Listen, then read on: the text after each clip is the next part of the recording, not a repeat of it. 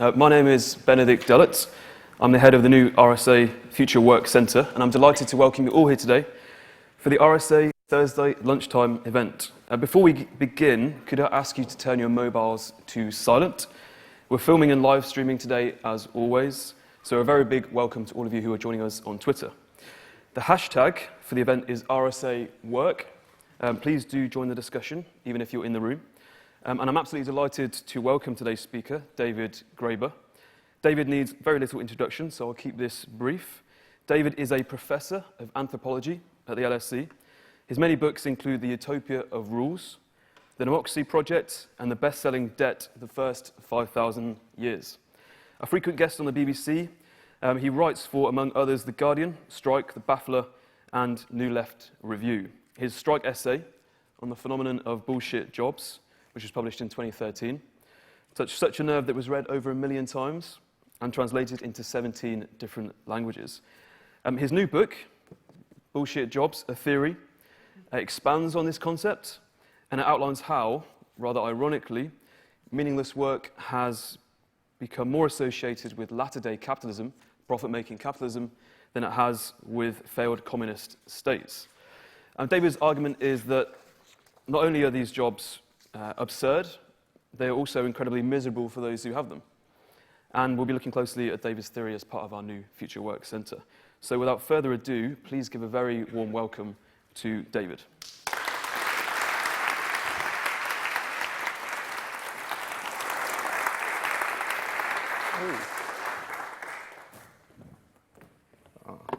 All right, well, thanks so much for that introduction. I guess I've already talked a little bit about this very subject here before, but we really can't talk about it enough because it's a strange thing that this is not considered a social problem. And I've spent some years, one reason I wrote this book is because there seems to be this peculiar way in which if you mention this to people, almost no one will deny it, but at the same time, no one quite knows what to do with it. It's like this gigantic embarrassment in our society. I thought I would start by talking a little bit about how I kind of got onto this topic to begin with. Some years ago, back in 2010, I wrote a book on debt, and that book did fairly well. It wasn't actually a bestseller, but I guess internationally it did pretty well. As they said, it's an international bestseller, which means I think it was number 2 on German Amazon for about 3 hours. So it counts. But the book did fairly well, and there's a funny thing where if you say something that a number of people consider interesting, new, sort of unusual, and you show you have a capacity to do that, it's almost as if the world will conspire to make sure you never do that again. They will try to make you give the same talk, write the same book, do essays based on for the rest of your life. In fact, that's what you really get paid for, not the original book, but going out and lecturing about it. And, one reason I'm not particularly rich is because I decided I wasn't going to do that. I thought, what if I do the opposite? What if I use this as an opportunity to say things I would never normally get to say? And I thought of all those ideas I had for articles that were always rejected or I didn't even think to send to people because I knew they would be. I thought, maybe I can cash in. So anytime somebody said, we really want you to write something for our new periodical, and I would say, what about? And they'd say, anything. I would say, really? Anything? Okay. So I'd get out, some piece that was a drunken party rant I'd been going on about for 10 years and no one would conceivably publish. And I would put that there, and some of them, did what you kind of think they would do. But some of them kind of took off, and this one was just not like anything I'd ever seen. It was, I say how I got onto it. I consider myself something of an anthropologist even in the world of anthropologists, because I don't really come from that kind of background. That is to say, the academic milieu. I was brought up in a working class family and among people who actually did stuff. And task orientation was a big thing. And my father worked in printing. He was a offset photolithography. My mother worked in garment factories for a lot of her life. So I'm kind of a stranger in the worlds which I traverse. And as a result, I mean, the whole idea of anthropology is that strangers have a certain insight that natives don't. So one thing I kept noticing was this strange phenomena of people who are apologetic of what they do for a living. Not just because they thought it was evil, some of them do, but just because they don't actually do anything. You run into people at parties and you say, well, I'm an anthropologist, and they think that's interesting. And say, well, what do you do? And they say, oh, nothing really. And you think they're just being modest, right? But if you interrogate them, you discover, no, they're literally doing nothing. A lot of these guys, they work for 2 hours a week, and it's like, don't tell my boss, but you could do the whole thing, and it would be 2 hours. And otherwise, I basically update my Facebook profile, and I make cat memes, play Minesweeper a lot. So actually, one of the conclusions of my book, this will be skipping ahead, but is that a lot of the sort of forms of popular culture that have emerged in the last 20 years. Back in the 60s, we had a lot of forms of popular culture that took a lot of time. Like the half-hour drum solo or beat poetry that goes on forever. And now, it's all this stuff that, like cat memes or YouTube rants, or they're all things that you can do while you're pretending to do something else. So basically, like, all these people are not really working at their jobs. So this stuff that's circulating is all things that they're doing when people think they're working, or at least they have to be decent enough to make some kind of pretense that they're doing something. Anyway, so you meet these people, and I thought, well, how common is this? I seem to run into them a lot. So, these people said, a Strike magazine, it was this new magazine, it was their third issue, I think. And they said, oh, come, just write something interesting, something, we wouldn't normally get, just whatever you like. So I said, okay, I'm gonna try it out. So I wrote this piece called On the Phenomena of Bullshit Jobs. And I suggested that this is the reason why we don't have a 15-hour work week. And Keynes famously predicted in the 30s that we were almost up on the time that we should be working certainly half what we're doing now, probably considerably less. And if you look at the kind of jobs that existed in Keynes's time, well, we have eliminated a lot of them. He talked about technological unemployment in the 1930s, and a lot of people thought, well, it wasn't really true. Everybody's been saying the robots are going to take our jobs, for the last 100 years or so. Unemployment stays about the same in the long run. Well, maybe it's not such a threat. But I would make the opposite argument. I would say, the robots have been taking our jobs for the last 100 years or so. But instead of replacing instead of redistributing the labor in a reasonable fashion, we've simply made up completely meaningless, pointless jobs. Either industries that just have no purpose to exist, other than their own existence. It's actually one of the categories of bullshit jobs I ended up making up, because a lot of people sent in descriptions of this, things like corporate law or telemarketing. You don't need a telemarketer unless your competitor has one, right? You don't need a corporate lawyer unless somebody else has one. It's a little like feudal lords. You need feudal lords to protect you from other feudal lords. So there are these industries that sort of feed off themselves, but everybody in it secretly thinks they don't need to exist. I mean, I've never met a corporate lawyer who really felt that it's a good thing that there's corporate lawyers in the world, which is interesting. I mean, obviously that's something to do with the kind I would meet, right? But nonetheless, I mean, there's a considerable number of them that feel this way. All right, so I wrote this up. I said, well, maybe that's it.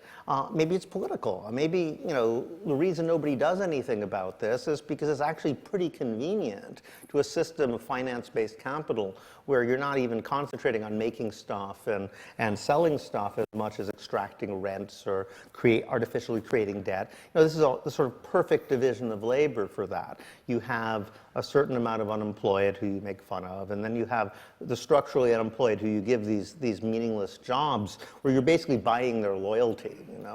You put them in these mock managerial positions. The interesting thing, and this is actually part of the argument that I should underline, we have a false narrative about what happened, which makes it possible for people not to perceive what's going on. The narrative is the reason we aren't working a 20 or 15-hour week is because we fell in for consumerism. We had a choice between more leisure time and more stuff.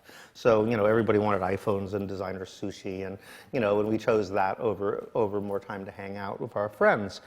The problem is it doesn't really work. First of all, there's not that many people involved in sushi and iPhones and so forth. And most of the new jobs that have been created aren't really related to that. In fact, if you look at actual service, the rise of the service economy rhetoric comes with this. If you look at actual service, and I found some people who actually break down real service, as in, giving people haircuts, serving people coffee, laundry, things like that. If you look at actual service, the numbers have been pretty much the same for the last 100 years. It's been about 20%. About 20% of the workforce does service, and it used to be they were more likely to do it for a private household. But other than that, the sheer numbers are about the same. What's gone up, just astronomically, is the number of clerical, administrative, and supervisory workers, managers. There's what I call managerial sub-infeudation or managerial feudalism. We have rank on rank of these new intermediary roles that never used to exist. Those are the guys that seem to complain the most about not doing anything. Anyway, so I wrote this, and it was all intuitive. I didn't really know how many of these people there were. I seemed to meet them a lot. So I said, almost as a joke, well, maybe that's the reason we don't have a 15-hour week. Maybe we're just making up these bullshit jobs. Or so it's as if, nobody planned it quite, but, it seems to suit the purposes of those in power. Or Will, actually, was the first person to argue that. He said that they're just making up jobs to keep people off the street. So I suggested maybe he's right. And I've never seen a reaction like this. This was a very obscure periodical. I'd never heard of it even before I published in it. And within a matter of weeks, it had been translated. I think now it's up to 21 languages. I think in the first couple weeks we got 12. It just came out in Persian, actually. I saw. Apparently they have a problem with bullshit jobs in Iran now. It's all over the world. There's Korea, Estonia, Brazil, there was a huge, Egypt. Anyway, so there's a huge hullabaloo, and the site kept crashing. Then newspapers started running it as a column and picking it up, and I looked at the comment sections, and the comment sections were just amazing. There were all these people like writing these confessionals. Oh my God, it's true. I'm a corporate lawyer. I contribute nothing to society. I suffer. Nobody knows my misery. This kind of thing, and I realized that there's a social problem that just nobody is paying attention to. I got people writing to me too, saying, yeah, I work in the financial services industry, and I've been passing it around. This thing has come across my desk at least 20 times today. And I was like, God, you guys really aren't doing much, are you? Okay. So with that came the realization that the problem was worse than I thought. But I was still thinking, okay, 15%, maybe maximum 20% of all jobs would be like this. Eventually, someone did a survey at YouGov, and they took stuff actually out of words that I'd used in the piece. Does your job make a meaningful contribution to society? I discovered 37% of people in this country believe that it does not, or certain that it does not. 13% were unsure. Only 50% were quite sure their job does do something, which actually is pretty amazing if you think about it. Because think about all the jobs that no one would possibly say that. If you're a bus driver, you're doing something, you might hate your job, but you're not going to say it's useless and pointless and why am I doing this? People need to move around. If you're a nurse, if you're a, think of all the jobs that obviously need to be done. So the conclusion, would have to be that anybody who you see sitting there in an office and you're wondering, is this person secretly thinking his job doesn't need to exist? The answer is yes. He's almost certainly thinking that. It's really high. And then you think about, all right, these are the people who know it, right? And just assume, let's forget about that 13% who aren't sure. Let's just drop them and just look at the 30% who are definitely sure their job doesn't contribute anything. All right, those are the ones who are aware of it. It's easy to see how you could not be aware that your job is pointless. But it's much harder to see how you could think your job is pointless and be wrong. You know, it's possible that you're fulfilling some function that your boss understands that you don't. And people keep saying that's possible to me. But I keep asking what would be an example of that. Do you know someone in that situation? And no one can really come up with one. I mean, so it's possible, but there really aren't very many. On the other hand, it's really easy to see how you could think you're doing something and you're not. And there are people, some of the people wrote to me, and I got amazing stories. Like there's one person who worked for a travel magazine, and she'd worked there for about 6 months until she realized the travel magazine doesn't really exist. The whole thing was some sort of tax scam. And, you know, they're all there writing copy and putting photographs and laying things out, but the thing was never produced, you know. She said, you know, I fly a lot and I've never seen this magazine. Finally, she like looked into it and realized that, you know, it's not real. So, you know, that's an extreme example, but the equivalent can happen and probably does happen quite a bit. And then you have to think about all the people who actually do real work in support of that kind of pointless, meaningless employment. You know, here's somebody with a law firm that's doing some sort of fraudulent tax scam or something like that. Well, they got an office. Somebody's got to water the plants, right? That's a real job. Somebody's got to clean the place. Somebody's got to do security and commute reception. So they're doing real work, but they're doing real work in support of bullshit. So, you know, I've started thinking, my God, like, you know, for all I know, half the work being done in our society is completely unnecessary. If they got rid of it, it would make no difference whatsoever. You know? So I ended up saying, all right, this obviously deserves to be picked up on a need to do some research and see what kind of jobs these are and who these people are, what they're really doing. So I ended up, I have a lot of followers on Twitter, so I figured, all right, it's a biased sample, but, you know, it'll give me some good stories. So I said, all right, have you ever had a really pointless job, a job that, you know, if it were to vanish, either it would make no difference or the world would be a slightly better place? All right, so tell me all about it. You know, I set up a Gmail account. Do I have a BS job or what? Gmail doesn't allow you to use bullshit in the title, right? And I set that up, and sure enough, I got hundreds and hundreds of replies, some of which were pointless and kind of missed the point a little bit, and some of them were short, and you know, some of them were just a sentence or two. Some of them were 13 pages long. And people write these long work histories of detailed psychological and sociological analysis. Yeah, they had a lot of time on their hands. How did this happen? Really useful. The book kind of wrote itself in that way. So I ended up, you know, I put them all in a gigantic Word file, and then I color-coded them for content, which was really fun. You know, green was for, like, what I do when people think I'm working. And orange was for, does my boss know, and what is my supervisor? Yeah. So I'd code it that way.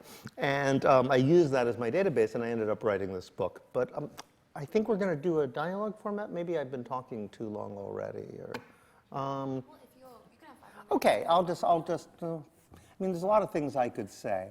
I could go through the typology, but I think the political implications of all this are something that I would like to emphasize.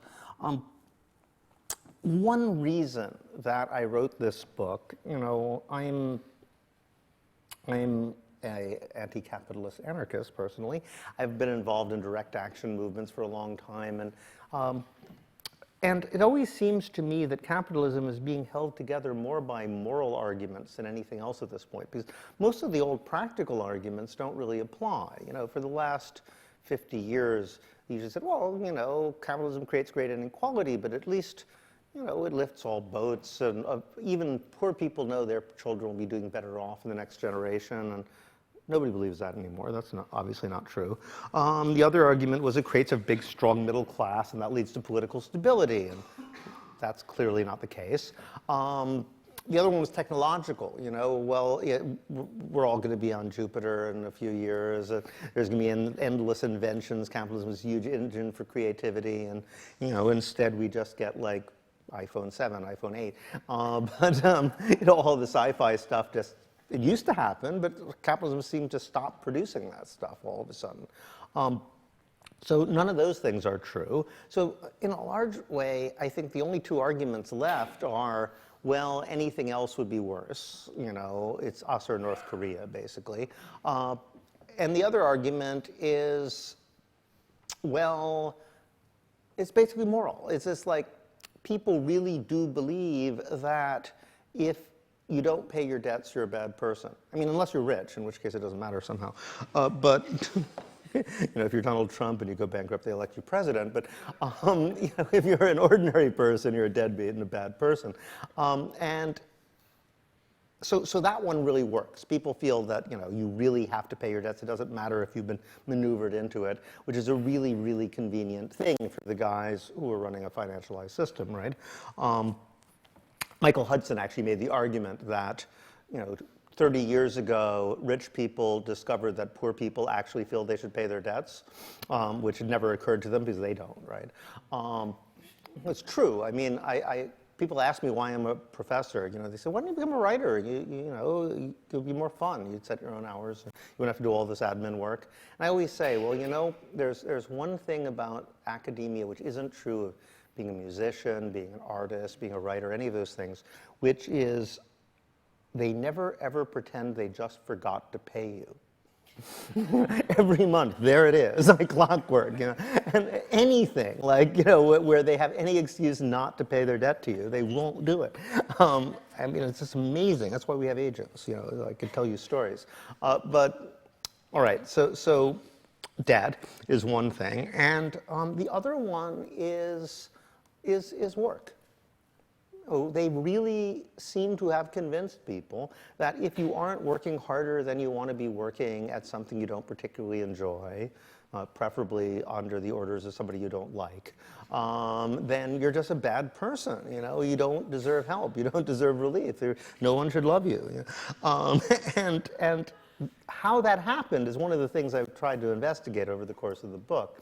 You know, how it is that we see work as this kind of a act of self-abnegation. It's a secular hair shirt. It's supposed to be suffering. To the point where, you know, if you get anything out of work, it lowers the value rather than making it better.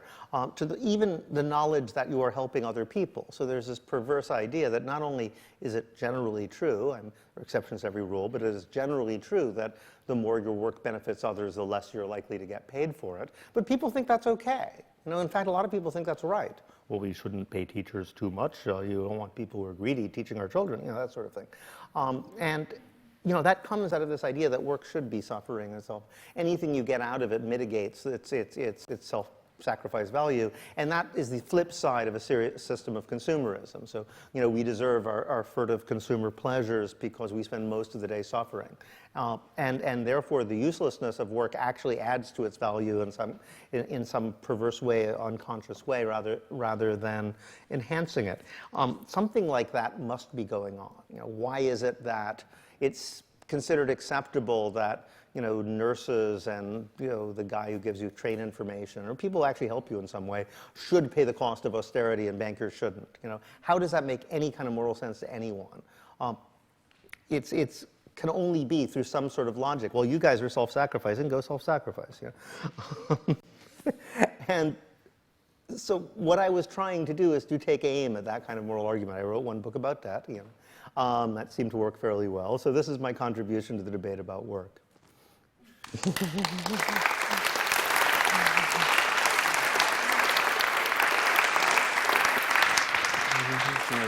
a seat. Thank you. Right away.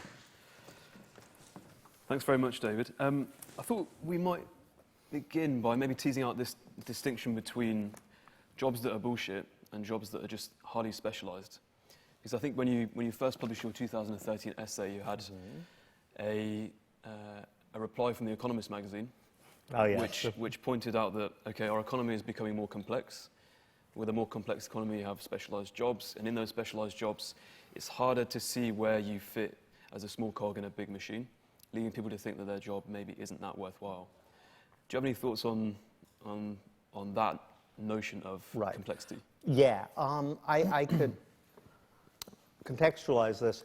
the piece came out, and I think 2 days later, maybe it was 3, The Economist already had a reply out, which is pretty amazing considering, I don't think The Economist normally reads Strike magazine, let alone feels obliged to write instant replies to their arguments. But they sensed something was a threat. But what they made the argument they made was that this is the digital equivalent of assembly line labor. Our wealth in the period of industrialization was based on these assembly line jobs where people were just, doing one thing all day long, and it was horrible and alienating. But that it meant we had cars and planes and things.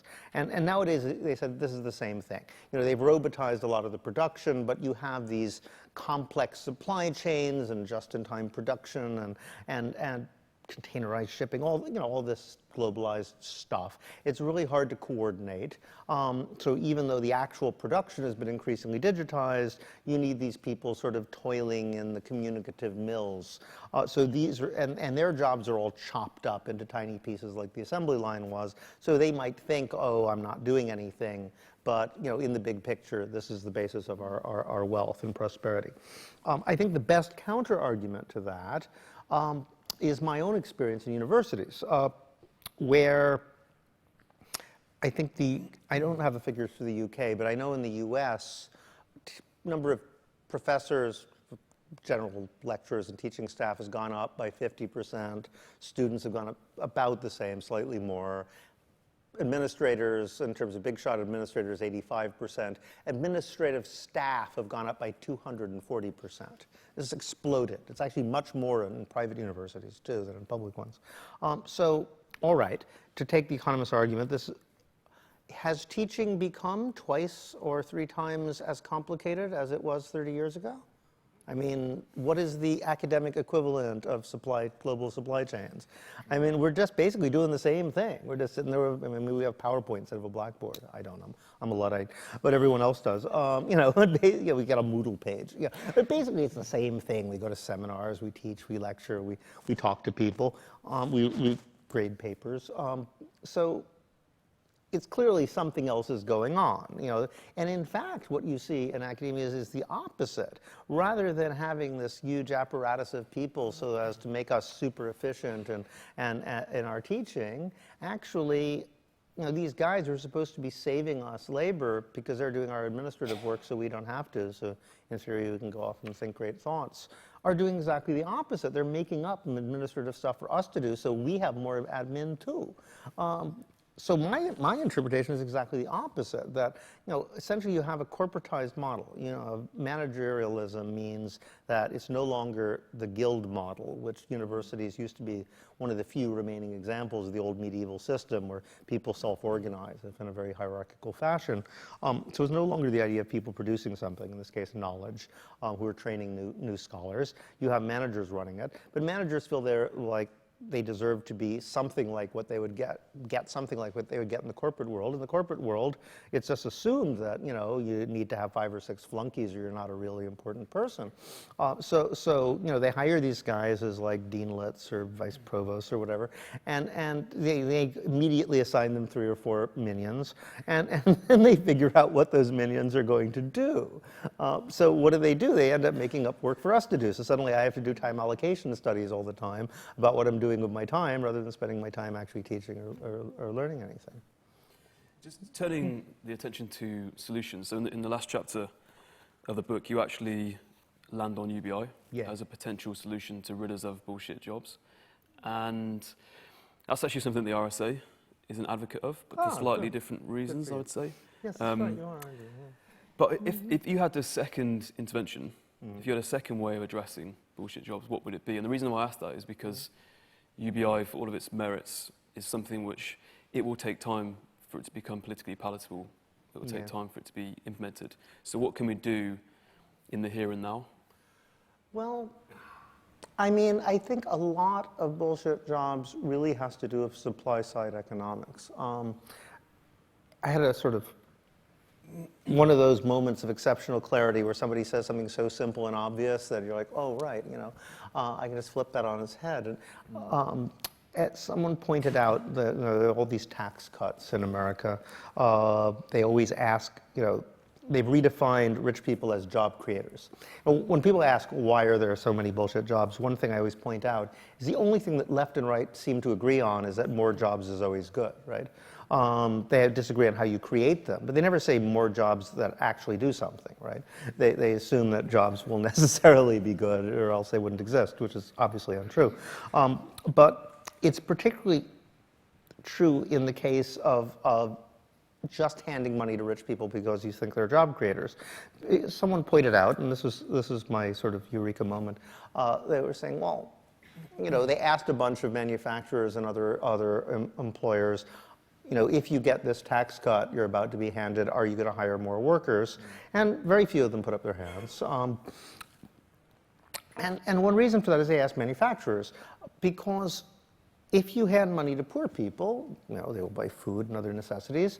Maybe they'll buy shoes. If you give money to middle-class people, they might put in a swimming pool, but you're still employing people to put in swimming pools. But it will create jobs. It'll create demand for actual stuff or services that a lot of people want. If you just give money to rich people and say, okay, you're job creators, here's a lot of money, go off and create some jobs, well, they're unlikely to create shoes and swimming pools that they can't sell to anybody. But if they feel pressure to hire somebody, what are they going to do? They're going to hire a bunch of flunkies to make them feel good about themselves. I mean, it's the obvious thing to do. And I realize that, that's another little formula I put together, that about half of the people who work as civil servants now are basically bureaucrats are basically there to make poor people feel bad about themselves.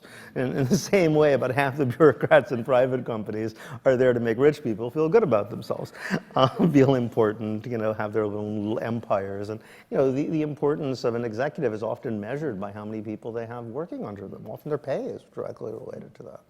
Well, what do you expect they're going to do? Do you have any thoughts on the growing demands for a 4-day working week? Is that a way of solving this, or is this just saying, well, let's have 4 days of a bullshit job and then 3 days escaping that?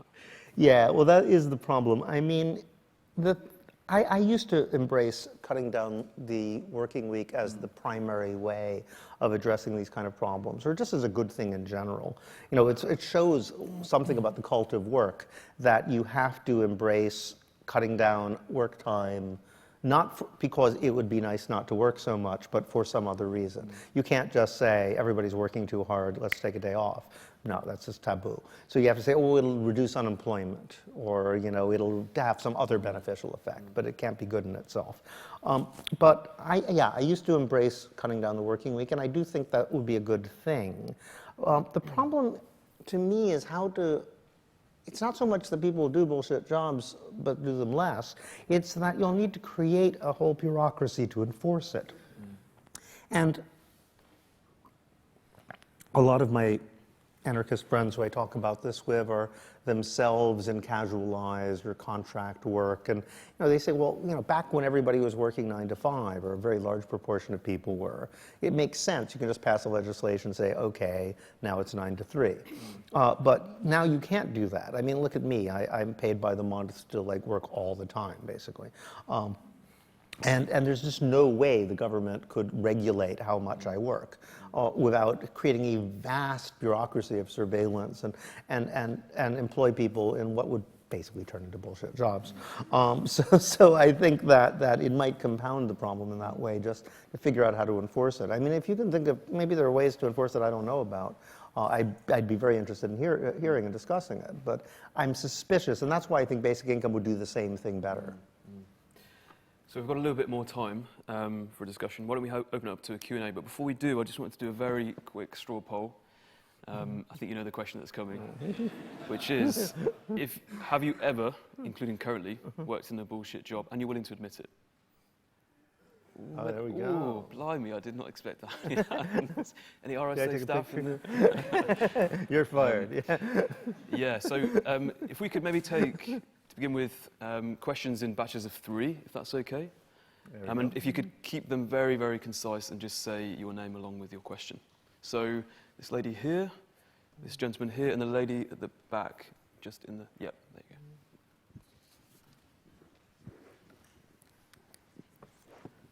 go. Hi, my name is Louise Parpry. Did you notice a difference in the people who are sending their emails in terms of the difference between men and women, in terms of would women, just my theory, be less likely to say that they have a BS job versus men refusing to give up their identity as this is what I do, who I am? And then this gentleman. Is there an equivalent that you see to something like zero-based budgeting, where at the end of the year everyone's out of a job, and you figure out on January the 1st what jobs are real and how many folks you need to do them? Because if what you're saying is true, there's a lot of folks that need flushing out, really. Even if it's to have a life of leisure. And the lady here. I think my experience must be very limited. Can you give me some more examples of what these people, what you mean by bullshit jobs? Okay, yeah. Apart from the very obvious ones, there must be Right. lots of less All right. obvious. So let me take those. That's three. Shall I proceed? Gender differences, Gender zero. differences. Well, that's really interesting because that's one of the few things that the surveys actually asked. They didn't ask a lot of things that you really wish they'd asked, like what kind of job do you have? But they did ask. They did break it down by gender, and sure enough, there was a 10% spread. Women were much less likely to say they had bullshit jobs. I think that's because women are much less likely to have bullshit jobs, actually, which is interesting because a lot of people, when they first hear the concept, especially men obviously, assume that they're mainly talking about women's jobs. They'll say, oh, you know, they made up all these like meaningless office jobs to give women jobs. It's not that way at all. But partly it's also because of the dynamics. I mean, in a lot of traditional jobs, you have women in what look like a bullshit job, but they're the one who's actually doing the work for the person they're working for, you know? So a classic secretary, you know, it's just like the boss who has the bullshit job. I gave the example in the book of a friend of mine who was an anthropology major, went to Afghanistan to study belly dancing, and ended up becoming an administrative assistant, and finally wrote the NATO withdrawal plan from, you know, while in theory employed as a secretary. Somebody just said, oh, there's 5 of them, they're all contradictory, here you synthesize them somehow. So she ended up doing the military strategy. So yeah, so often in gendered cases, you don't know who's got the bullshit job and who doesn't. But I'm assuming that people who do the jobs are the ones who really know.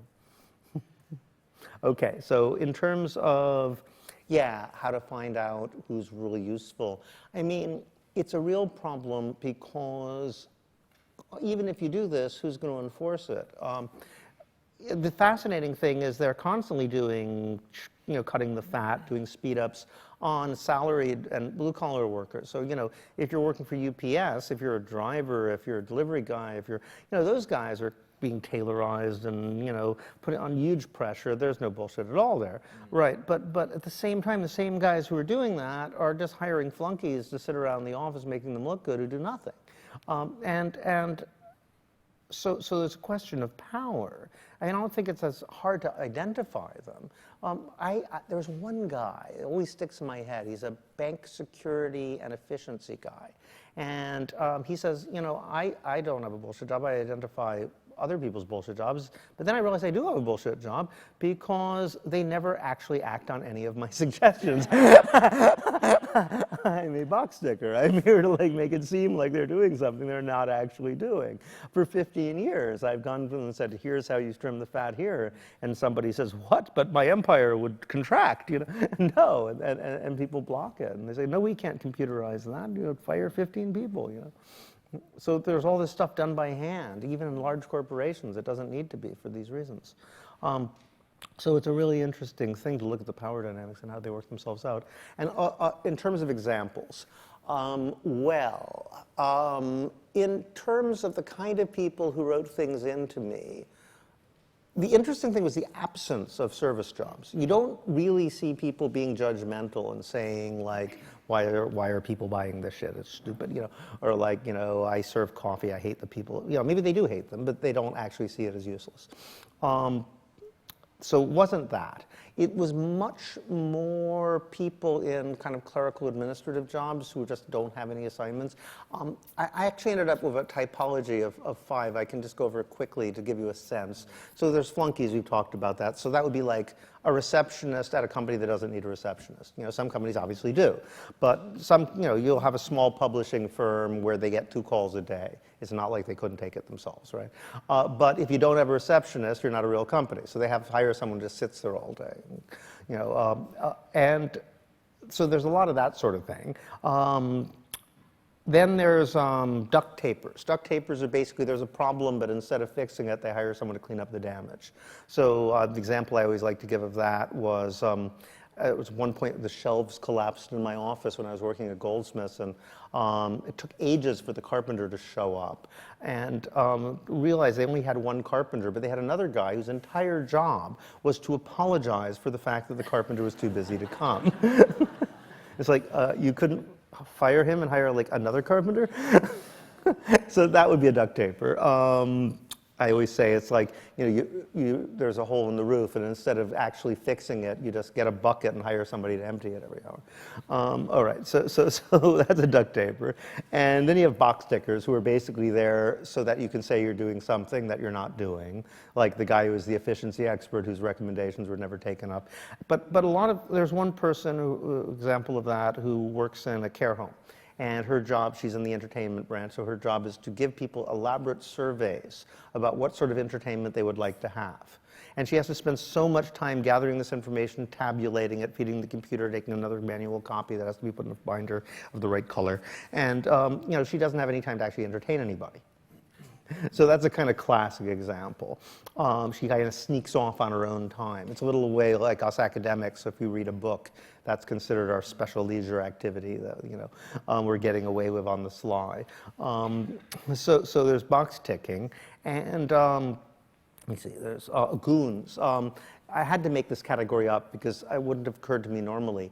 They're basically what I was saying about industries that don't really need to exist according to people who work in them, except you need them because other people have them. So a lot of PR, of marketing, you know, a lot of telemarketers. Like, I never ran into a single telemarketer who didn't think their job shouldn't exist, you know. And so there's a whole industries that kind of feed off themselves. So there's a lot of that. Finally, there are taskmasters. And taskmasters they're fall into various categories, but mainly they're people who supervise people who don't need supervision. And I got a lot from that. I mean, people who are middle managers who are saying, you know, I have a total bullshit job. You know, I used to do this job so that I did it well. They kicked me upstairs to management, and now I'm supposed to, you know, supervise these guys doing what I know perfectly well they would do if I wasn't here. You know, so, and then they have a dilemma because, like, I want to do something. So some of them actually say, well, I tried allocating my self-work when no one was looking, but then my boss caught me, so I can't do that. So, you know, the obvious thing to do would be to, like, make up box-ticking rituals for them to do, like, you know, make up some sort of performance figures and make sure they meet their targets. But, you know, they're close enough to the work that they know that that would make them spend time doing that instead of their job, so it would have a negative effect. So they're kind of in a bind, you know. So that would be a taskmaster. So those are examples of what a bullshit job might be like. Should we try and get 3 more in, maybe even more? So this gentleman here. Oh wow, lots of people. This lady at the back, Laura at the back, and this gentleman here. I wonder about if you've quantified how much money the society is spending on these bullshit jobs, and is that money enough to answer the usual criticism of UBI that it's never that it's unaffordable because we'd have to tax people more. So rather than taxing people more, if we could just persuade these companies somehow to pay people for not doing anything at all, wouldn't that be a better solution? That's a very nice idea. Not to mention government. There's like a lot of, you can get rid of those guys too.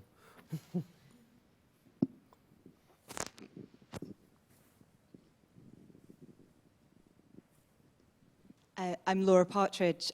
My question's about the non-bullshit jobs. So you mentioned bullshit jobs like being a corporate lawyer that actually have, in many respects, quite a lot of social status. And I was wondering how we preserve the social status of non-bullshit jobs like being a nurse or a teacher. Yeah, good question. Okay, one more? And it's a variation of the previous one. What would be the impact on GDP? Because BS jobs valued at cost go into GDP with the same logic that people have power having many BS employees. So do we need to do basic income and give people money so that they stop wasting overhead? And what the effect on the GDP is? Yeah, that's a very interesting question. Okay, well, the first question wasn't a question, so I'll just say yeah. Quantify. Yeah, well, that would be a very interesting question. I mean, you also have to think about government there because, I mean, people say this about UBI in general, right? It would massively reduce the number of bureaucrats, which you wouldn't have to pay, but, you know, you would have to pay them. You pay them basic income like everybody else. But, you know, they'd be much happier. Because one of the things I found from these studies is I got a lot of people who work in government who, I guess the way I always put it is, you know, when you have somebody who you kind of wonder how they live with themselves, you know, I'm the guy who demands that homeless people show 3 forms of ID or we kick you back on the street again, you know, that sort of person, often they can't. Actually, they really feel terrible. They know just how bad it is of what they're doing. And they're in this terrible quandary, you know. And the system is set up so they can't act ethically. You know, if they try, they get in trouble. So those guys, you know, they can all, with UBI, they can all go off and, you know, form a klezmer band or decide to restore antique furniture, you know, or whatever it is they decide they want to do, and they'll be happier, and then we'll all be happier to see the end of them. So, which relates to another issue about UBI, in terms of quantification. I mean, and this goes back to that question about gross domestic product, is essentially we would just have to change our way of measuring this stuff. I think all our indicators are clearly way out of kilter. And one of the things it shows is that, you know, these market efficiencies people talk about, you know, are a myth. It's a story we tell ourselves. Almost everything about these indicators is just fantastical and has no relation to actual value.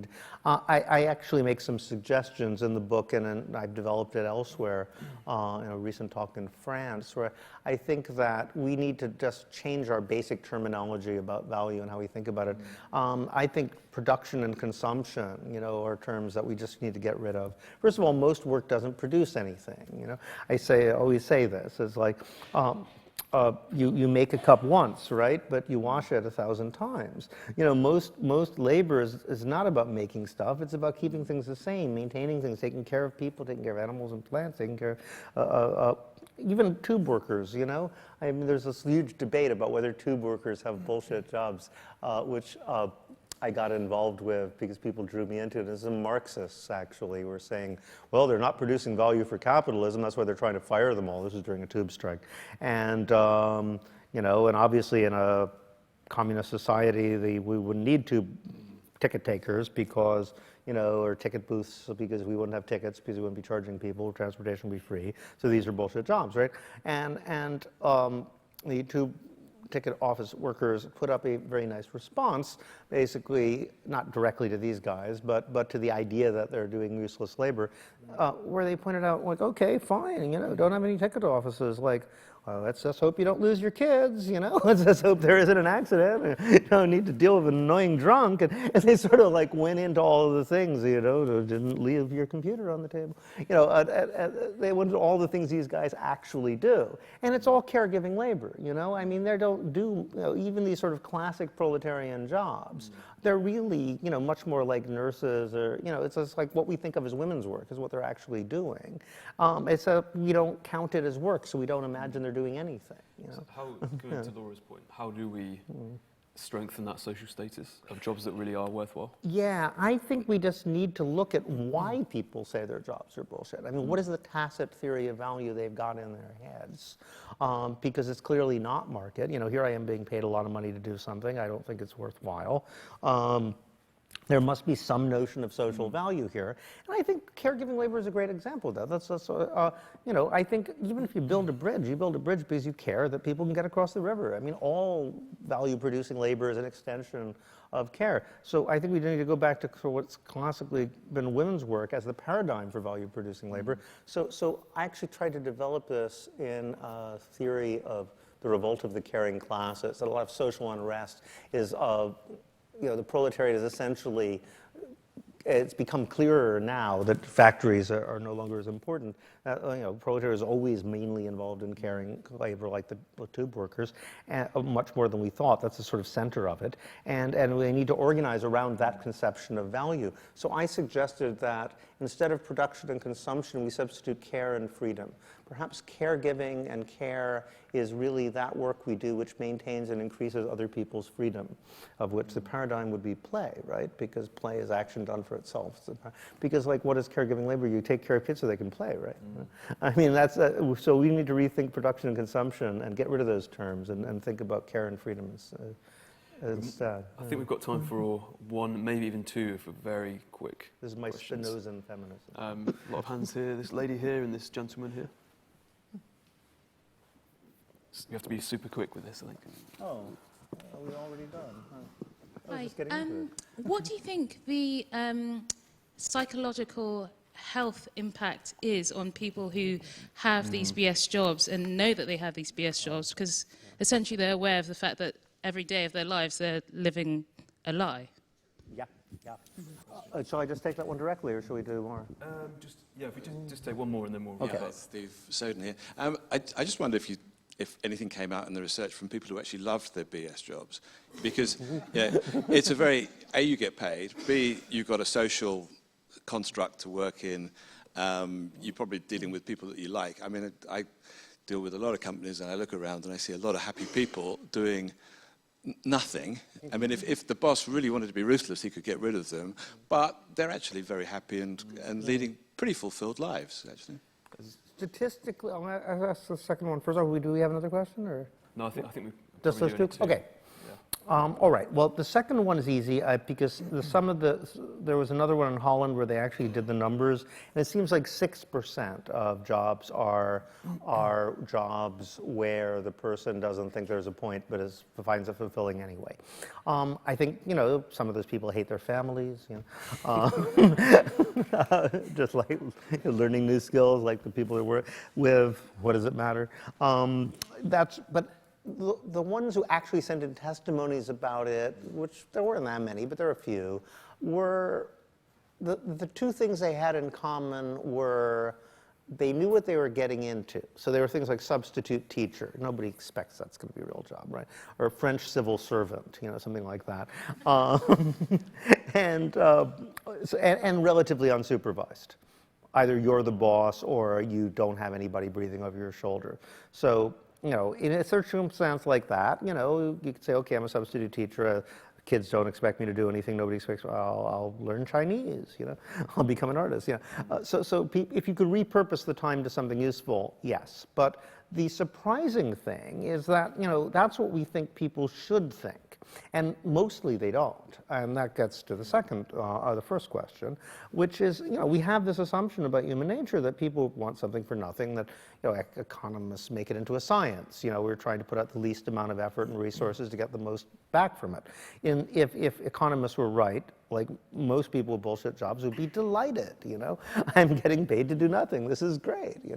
But they're not. The astounding thing is just how miserable so many people are, and the misery is compounded by the fact that they don't feel justified in being miserable for that very reason. I should be happy. If I told people why I'm miserable, they would say, what are you complaining about? But in fact, it shows that there's something about our assumptions about human nature that is profoundly misconceived. I go back in the book to this guy named Gruss, the German psychologist who came up with the idea of the pleasure at being the cause. You first infants first become aware of themselves as discrete entities independent of the world when they realize they can have predictable effects. You know, if I move that way again, the pencil will move again. You know. When you first figure that out, you're just totally happy, apparently. The kids have this incredible joy at realizing they can have predictable effects on the world. The argument is that sort of sense of delight in being able to cause things to happen is the sort of foundation of our sense of being an autonomous thing. And if you concept of spiritual violence, haven't you, in your book? Right. Yeah, the spiritual violence is when you take that away. Yeah. And you know, psychologists being cruel and sadistic creatures, they you know, say, all right, let's see what happens if you like have an infant figure that out and then immediately take it away again. And then of course the kids just go catatonic. You know, they freak out, they get really upset, and then they just become incredibly depressed and have no motivation to do anything and curl up into a ball. And essentially the argument is that's what's happening to people in bullshit jobs. You know, your basic sense of being, people, you know, ask somebody, what do you do? You know, they usually assume you mean for a living, right? They don't say, like, I make model boats for my kids. You know, they even if that's the thing that's most important to them. So if you know, that sense of I am contributing to the world in some way is really important to people's sense of being a self. So in a way, you're just taking away something fundamental about their being. And the fact that you don't understand why this is upsetting you so much seems to compound it. So yeah, you hear about depression, and in a way, what is depression? The sense of meaninglessness and purposelessness and lack of motivation. Well, that's what a bullshit job is. It's objectively mimicking depression. So not surprising, rates of depression go up as these things become more common. Stress and anxiety becomes really big. A lot of people said who had had both kinds of jobs, or who had both simultaneously. There was one guy I thought was really interesting. I call him Hannibal in the book. He's a guy who works most of the week on diagnostic technology for TB, which is, you know, basically you can't get anybody to pay you for, but it's really useful. He has a team of people who are volunteers who work on this, and then one or 2 days a week he writes what he describes as bullshit business reports or marketing strategy for pharmaceutical corporations. So, you know, executives can wave things in front of each other that nobody even reads them. But he gets, you know, 10,000 pounds a pop for these things, and he says that, you know, it's a totally different world. When everybody knows they're doing something useful, they treat each other with respect, there's camaraderie, there's cooperation. As soon as you're doing bullshit, you know, no matter how much you're paid, and everybody's like screaming at each other and freaking out, and like all these weird sadomasochistic rituals and deadlines, and, you know, it's just it's totally, people just abuse each other incredibly when and the more they all secretly know it doesn't matter at all whether we really get this done, the more they get stressed out of the deadlines and the worse they treat each other. Well, a lovely note to end on. Yeah, we do have to call time, unfortunately. Thank you very much, David, for a really excellent talk and Q&A. I think I really enjoyed it. Yeah, it was really good. I think the book is genuinely a breath of fresh air for this debate, because I think most people walk into the room when they hear the terms future work and good work, they think about automation, the lack of jobs in the future. But actually what you're saying is we're probably going to continue to have a lot of jobs, they're just going to be bullshit. And that's the big issue. Something about it, which we can do. So before we shoot off, please give David a big round of applause.